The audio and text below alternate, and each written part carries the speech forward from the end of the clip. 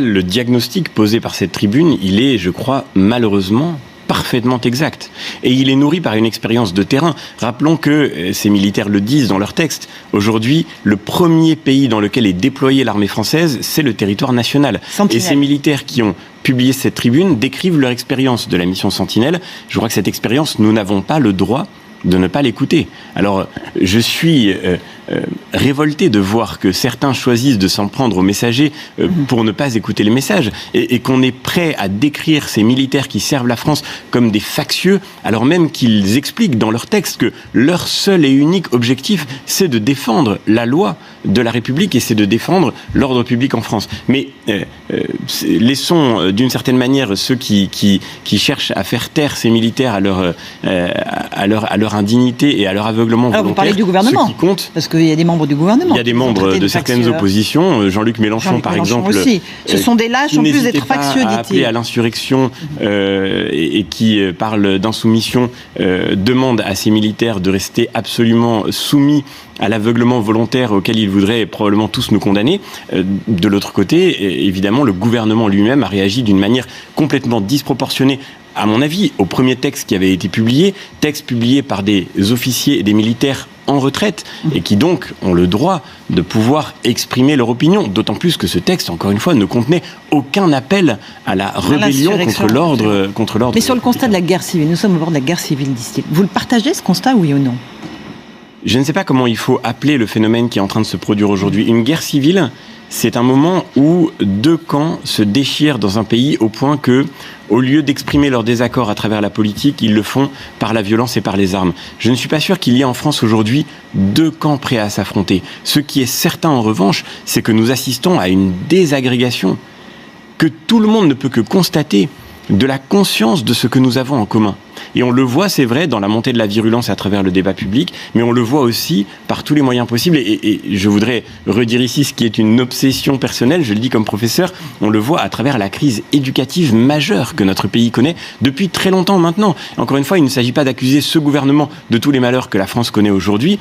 Je lui reproche de n'avoir rien fait pour réussir à rétablir les choses dans la bonne direction. Et cette crise éducative, elle est dramatique parce que non seulement elle prive des jeunes des compétences et des connaissances nécessaires pour réussir dans la vie, mais elle les prive aussi de la conscience d'appartenir à une histoire commune, à une culture commune. Aujourd'hui, dans notre pays, grandissent des dizaines de milliers de jeunes qui ne se reconnaissent pas français, et c'est aussi lié à des discours politiques irresponsables, comme celui du président Emmanuel Macron, qui avait déclaré dans sa campagne qu'il n'y a pas de culture française, qui avait déclaré que la France était coupable de crimes contre l'humanité. Tous ces mots-là ont une portée, ils ont une résonance, et oui, à la fin, ils conduisent à la montée de la violence, parce qu'ils conduisent des jeunes qui grandissent dans notre pays à ne pas s'identifier de ce pays dans lequel ils vivent, et auquel ils devraient pourtant participer.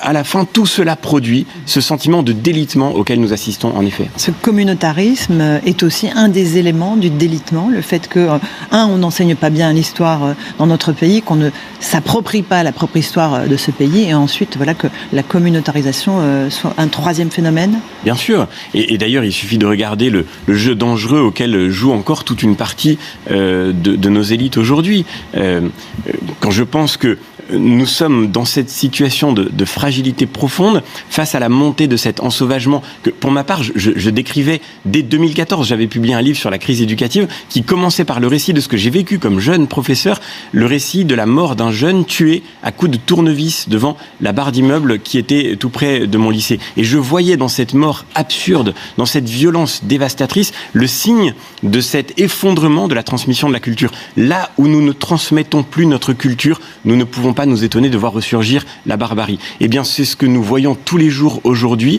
dans tant de nos quartiers en France. Et pendant ce temps-là, l'Obs publie il y a quelques jours un article absolument stupéfiant qui explique que le concept de civilisation est un concept d'extrême droite. Tant qu'on continuera d'entretenir les illusions de la déconstruction, tant qu'on continuera de se sentir coupable d'avoir une culture à transmettre, tant que la France renoncera à affirmer qu'elle est un territoire marqué par une histoire qui ont fait d'elle ce qu'elle est et qui font qu'il y a ici des lois à respecter, des principes à partager qui ne sont pas négociables, eh bien on assistera à la montée de cette violence très concrète et on assistera à ces meurtres et à ces crimes qui endeuillent notre pays. Et moi je pense aujourd'hui à tous ceux qui, policiers, gendarmes, à tous ceux qui, dans leur famille, craignent pour leur vie, parce qu'ils sont chargés de faire respecter une loi qui n'est plus reconnue par tant de jeunes, par tant de personnes à l'intérieur de notre pays. Emmanuel Macron a clarifié les choses. Il y a quelque temps, il a beaucoup parlé sécurité. Il fait le constat que la violence est en train d'enfler dans notre société.